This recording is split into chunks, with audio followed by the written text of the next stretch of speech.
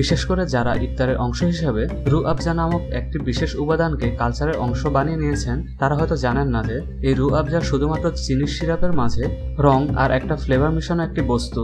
বড় বড় কড়াই সারি সারি করে বসানো আছে গ্যাসের চুলার উপর। কড়াইগুলোর উপরে থাকে ওয়াসার পানির ট্যাপ। বস্তা ভরা চিনি শ্রমিকরা মাথায় করে এনে দাঁড়ালে একজন বস্তার মুখটা খুলে দেয়।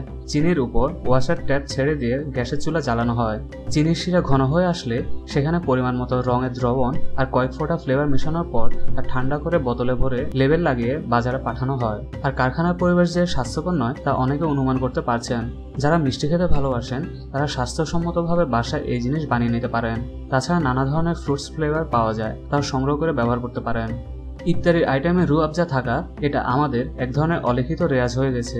তাই এসব জিনিসের পরিবর্তে বাসায় বানানো যে কোনো ফলের শরবত কিংবা লেবুর শরবত কিংবা টেস্টি স্যালাইন দিয়ে ইফতারি করাও স্বাস্থ্যের জন্য ভালো।